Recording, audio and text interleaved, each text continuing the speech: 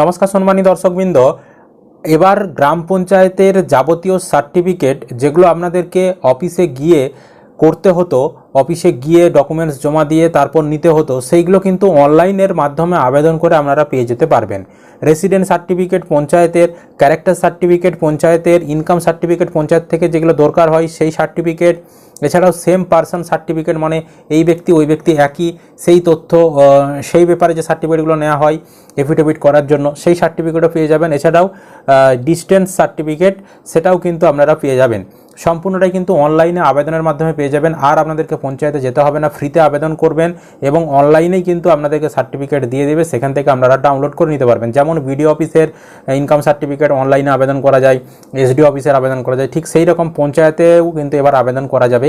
কিভাবে আবেদন করবেন, কি কি কাগজপত্র লাগবে, স্টেপ বাই স্টেপ পদ্ধতি আজকের এই ভিডিওতে আমরা আলোচনা করব। নতুন এটি চালু হয়েছে, তাই অবশ্যই ভিডিওটি শেষ পর্যন্ত দেখবেন। বন্ধুদেরকে ভিডিওটি শেয়ার করে দিতে ভুলবেন না। চ্যানেলে নতুন হলে চ্যানেলটিকে অবশ্যই সাবস্ক্রাইব করে রাখবেন।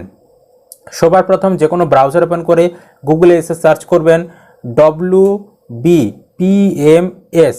ভালোভাবে দেখে নিন, গুগলে এসে সার্চ করবেন WBPMS। এর ফুল ফর্ম হচ্ছে West Bengal panchayat management system. WBPMS এই কথাটা গুগলে লিখে সার্চ করবেন।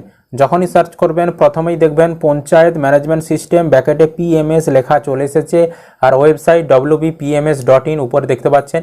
তো নিচের এই যে লেখাটি দেখতে পাচ্ছেন, এই লেখাটা আপনি ক্লিক করে দেবেন, তাহলে আপনি কিন্তু অফিসিয়াল ওয়েবসাইটের ভেতরে প্রবেশ করে যাবেন এবং অফিসিয়াল ওয়েবসাইটের ইন্টারফেস এইরকম শো করবে। এবার এখানে দেখুন উপরে কতগুলি মেনু বার অপশন রয়েছে, তার মধ্যে হোম 2 নম্বরে রয়েছে সিটিজেন কর্নার। এই সিটিজেন কর্নার অপশানে আপনি ক্লিক করবেন। এখানে ক্লিক করলে আপনার সামনে পরবর্তী এরকম পেজ খুলে যাবে।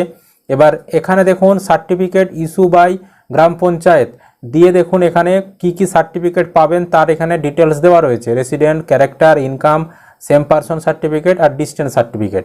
আর এখানে দেখুন পাসপোর্ট সাইজ যে ফটোকপি আপনার লাগবে অনলাইনে আবেদন করার জন্য, তো সেই ছবির ফরম্যাট হতে হবে জেপিজি এবং 200 কেবির মধ্যে হতে হবে বলে দেওয়া হয়েছে। এবং যে ডকুমেন্টস আমাদেরকে অনলাইনে আপলোড করতে হবে সেটা PDF ফর্মে হতে হবে 2 MBর মধ্যে, 2 MBর নিচে হতে হবে, 2 MBর বেশি হওয়া চলবে না। তো এখানে যে সকল ডকুমেন্টস, এই সকল ডকুমেন্টসের মধ্যে যে কোনো দুটো ডকুমেন্টস এখানে দেখতে পাচ্ছেন, ডকুমেন্টসের লিস্টও দেওয়া রয়েছে, আধার কার্ড, পাসপোর্ট, ড্রাইভিং লাইসেন্স ইত্যাদি ইত্যাদি করে অনেক ডকুমেন্টস রয়েছে, এখান থেকে আপনি দেখে নেবেন। এবার নিচে দেখুন এখানে এই যে একটা চেকবক্স, এই চেকবক্সে আপনি ঠিক চিহ্ন দেবেন। ঠিক চিহ্ন দেওয়ার পর নিচে প্রসেসড বটাম রয়েছে, এই প্রসেসড বটামে আপনি ক্লিক করবেন। তারপর বলছে এন্টার মোবাইল নাম্বার। এখানে যেই উপভোক্তাটি আবেদন করছে তার নিজস্ব মোবাইল নাম্বার দেওয়ারই চেষ্টা করবেন, বা তার নিজের মোবাইল নাম্বার না থাকলে তার বাড়ির নাম্বার দেওয়ার চেষ্টা করবেন। বা আপনি যদি আপনার নিজের কোনো সার্টিফিকেট আবেদন করতে চাইছেন তাহলে নিজের মোবাইল নাম্বার দেবেন। তো নিজের মোবাইল নাম্বারটাই বসাবেন, দিয়ে এখানে জেনারেট OTP বটামে ক্লিক করবেন। তাহলে আপনি যে মোবাইল নাম্বার দিয়েছেন তাতে একটি OTP পাঠানো হবে। তো যখনই আপনি ওটিপিটি সেন্ড করবেন দেখবেন এখানে এন্টার ওটিপির ঘর চলে এসেছে এবং আপনার ফোন নাম্বার একটি OTP পাঠানো হচ্ছে। 4 সংখ্যার সেই ওটিপিটি দেখে এই এন্টার ওটিপির ঘরে বসিয়ে ভেরিফাই অ্যান্ড প্রসেসড বটামে ক্লিক করবেন। OTP বসিয়ে ভেরিফাই করলেই পরবর্তী এই যে এই অপশান, অর্থাৎ যেখানে এবার আবেদনটা করবেন সেই অপশানটি খুলে যাবে। উপরে লেখা রয়েছে সার্টিফিকেট ফর্ম। এই ফর্মটা আপনাদেরকে ফিল আপ করতে হবে। কিভাবে ফিল আপ করবেন, এখানে জিপি ডিটেলস অর্থাৎ আপনার গ্রাম পঞ্চায়েতের তথ্য এখানে দিতে হবে। প্রথমে ডিস্ট্রিক্ট, এই ডিস্ট্রিক্টে ক্লিক করে আপনার যে জেলা সেই জেলার নামটা আপনি সিলেক্ট করবেন। তারপরে রয়েছে ব্লক, তো ওই জেলার আন্ডারে আপনার যে ব্লক হবে সেই ব্লকটা সিলেক্ট করবেন। তারপর জিপি অর্থাৎ গ্রাম পঞ্চায়েতের নাম, এখান থেকে আপনার গ্রাম পঞ্চায়েতের নামটা আপনি সিলেক্ট করবেন। তারপর সংসদ, এখানে ক্লিক করে আপনার ওই যে গ্রাম পঞ্চায়েত তার আন্ডারে যে সংসদগুলো রয়েছে সেই সংসদগুলো এখানে চলে আসবে। এখান থেকে আপনার যে সংসদ হবে সেই সংসদটা আপনি সিলেক্ট করবেন এবং সেই সংসদের পাশে দেখবেন মেম্বারের নামও ব্র্যাকেটে লেখা রয়েছে। তো আপনার যে সংসদ রয়েছে সেই সংসদের নামটা আপনি এখানে সিলেক্ট করবেন। যদি আপনার সংসদের নাম জানা না থাকে আপনি একটু আপনার পঞ্চায়েতে যারা কাজ করে তাদেরকে একটু জেনে নিতে পারেন, বা পঞ্চায়েতে গিয়েও আপনারা জেনে নিতে পারেন যে আপনার সংসদের নামটা কি, তারা কিন্তু বলে দেবে। তারপর এখানে SS নাম্বার, এগুলো নিয়ে লাল রঙের স্টার চিহ্ন দেওয়া নেই। তারপর SS নেম, তারপর রিলেশন উইথ অ্যাপ্লিক্যান্ট, এগুলো নিয়ে লাল রঙের স্টার চিহ্ন নেই। এইগুলো আপনাদেরকে বসালেও ভালো, না বসালেও কোনো সমস্যা নেই। একমাত্র যেগুলো লাল রঙের এখানে এরকম স্টার চিহ্ন দেওয়া রয়েছে সেই ঘরগুলো আপনাদেরকে ফুলফিল করতে হবে, অর্থাৎ পূরণ করতে হবে। তারপরে দেখুন অ্যাপ্লিক্যান্ট ডিটেলস। এবার আপনার তথ্য দিতে হবে। প্রথমেই জেন্ডার, জেন্ডারে এখানে ক্লিক করলে আপনার জেন্ডার মেল না ফিমেল না ট্রান্সজেন্ডার যেটা হবে সেটা সিলেক্ট করবেন।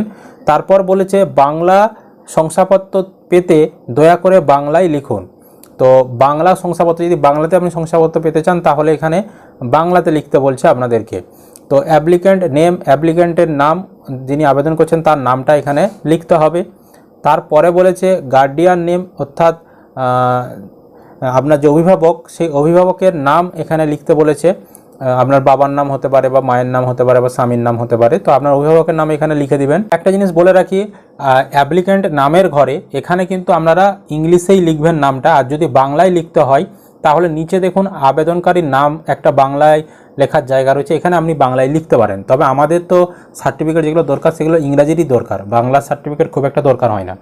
তো যদি আপনার বাংলার দরকার হয় তখন আপনি বাংলার ঘরে লিখলেন, নইলে কিন্তু অবশ্যই ইংলিশ নামটা এই অ্যাপ্লিক্যান্ট নামের ঘরে অবশ্যই লিখবেন যার নামে আপনি সার্টিফিকেট নিতে চাইছেন। একইভাবে অভিভাবকের নামও এই যে গার্ডিয়ান নেম এখানে ইংরাজিতে লিখবেন, আর যদি বাংলাতে লিখতে চান তাহলে অভিভাবকের নাম দিয়ে দেখুন বাংলাতে লেখা রয়েছে, তো এখানে বাংলাতে তখন আপনাদেরকে লিখতে হবে। তারপরে বলেছে রিলেশন উইথ গার্ডিয়ান, অর্থাৎ উপরে আপনি অভিভাবকের নাম যেটা দিয়েছেন তিনি আপনার কে হয়, মা হয়, বাবা হয়, যেটা হবে, বা ছেলে হাজব্যান্ড যেটা হবে সেটা আপনি এখানে লিখে দেবেন। তারপরে অভিভাবকের সাথে সম্পর্ক একইভাবে উপরে আপনি ইংরেজিতে লিখেছেন আর নিচে এখানে বাংলাতে লিখে দিবেন যদি লিখতে চান। আর বাংলাতে না লিখলেও কিন্তু হবে, বলে দিচ্ছি, শুধু ইংরেজিতে ফিল করলেও কিন্তু কোনো সমস্যা নেই। আর যদি আপনি বাংলাতে নিতে চান তখন আপনি বাংলাতে লিখতে পারেন, আর নইলে ইংরেজিতে পুরো ফর্মটা পূরণ করলে কোনো সমস্যা নেই। তারপর অ্যাড্রেস, ঠিকানা, আপনার ঠিকানাটা এই অ্যাড্রেসের ঘরে আপনি লিখে দেবেন, গ্রাম, পোস্ট অফিসের নাম, তারপর যদি মৌজা জানা থাকে মৌজার নাম ইত্যাদি। তারপর পোস্ট অফিস, এখানে আলাদাভাবে পোস্ট অফিসের নাম লেখার জায়গা রয়েছে, পোস্ট অফিসের নামও লিখে দিবেন। আর নিচে দেখুন ডাকঘর বাংলাতে লেখা রয়েছে, আপনি যদি চান বাংলাতে লিখতে বাংলাতে লিখতে পারেন। আর যেগুলো ইংরাজিতে লেখা রয়েছে পোস্ট অফিস এখানে ইংরাজিতেই লিখতে হবে। পুলিশ স্টেশনের ক্ষেত্রেও একই, এখানে পুলিশ স্টেশনের নাম লিখবেন। ভিলেজ, এখানে ক্লিক করে আপনার গ্রামের যেটা নাম হবে সেই গ্রামের নামটা এই লিস্ট থেকে আপনাকে সিলেক্ট করে বের করতে হবে। তারপর একইভাবে গ্রামের নামটা এখানে বাংলাতে লিখবেন। তারপর পিনকোড, আপনার পোস্টাল পিনকোডটা এখানে দেবেন। আর একইভাবে আপনি বাংলাতে চাইলে বাংলাতে এখানে লিখতে পারেন। আর ডেট অফ বার্থ, আপনার জন্ম তারিখ কত এখানে ক্লিক করবেন। ক্লিক করলে একটা ক্যালেন্ডার চলে আসবে, এই ক্যালেন্ডার থেকে আপনাদেরকে সেট করতে হবে আপনার জন্ম তারিখটা।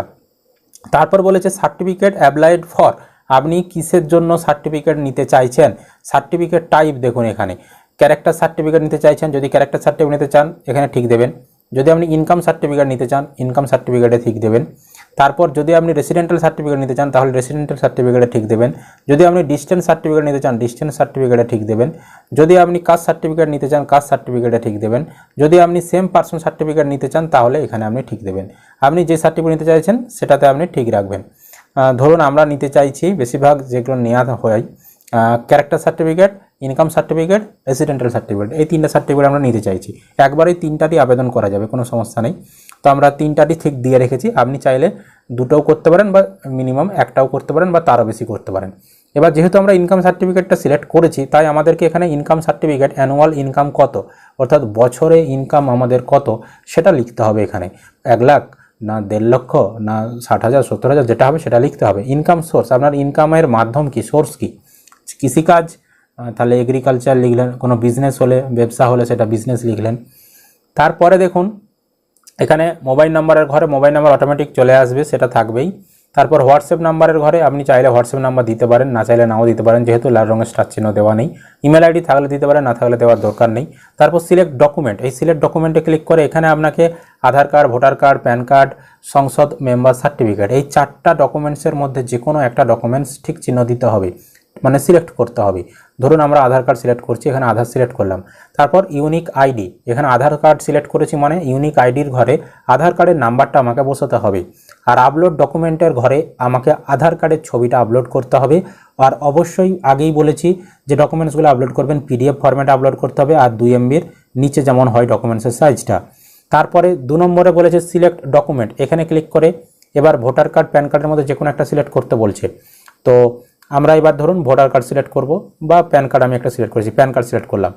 তারপর ইউনিক আইডির ঘরে প্যান কার্ডের নাম্বারটা বসাতে হবে এবং প্যান কার্ডের ছবি এখানে আপলোড করতে হবে। তারপরে দেখুন এখানে বলেছে যে size should be 200 KB, resolution 360x360 pixel. এখানে আপলোড অ্যাপ্লিক্যান্ট ফটো, অর্থাৎ যিনি আবেদন করছেন তার একটা ছবি আপলোড করতে হবে। তো ছবিটা এখানে চয়েস ফাইলে ক্লিক করে আপলোড করে দিতে পারবেন। মিনিমাম 200 কেবির মধ্যে ছবিটা হতে হবে, 360 বাই 360 পিক্সেলের মধ্যে। ছবিটাও আপলোড করে দিলেন, দিয়ে এখানে সাবমিট অপশান রয়েছে, এই সাবমিট অপশানে ক্লিক করবেন। যখনই আপনারা সাবমিট করে দেবেন, এখানে এরকম দেখিয়ে দেবে সার্টিফিকেট, কী কী সার্টিফিকেট আবেদন করেছেন, আপনার নাম, কবে আপনি আবেদন করেছেন, স্ট্যাটাস কি রয়েছে এখানে দেখিয়ে দেবে। যেমন এখন আমরা এই আবেদন করলাম, তাই পেন্ডিং অবস্থায় রয়েছে।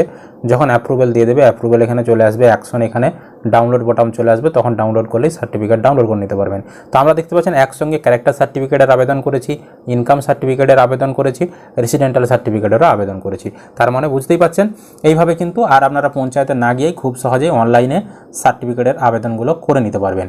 এটাই ছিল আপডেট। আশা করি আপনারা ভিডিওটা বুঝতে পেরেছেন। ভিডিও ভালো লাগলে অবশ্যই লাইক করবেন, বন্ধুদেরকে ভিডিওটা শেয়ার করতে ভুলবেন না, আর চ্যানেলে নতুন হলে চ্যানেলটিকে অবশ্যই সাবস্ক্রাইব করে রাখবেন।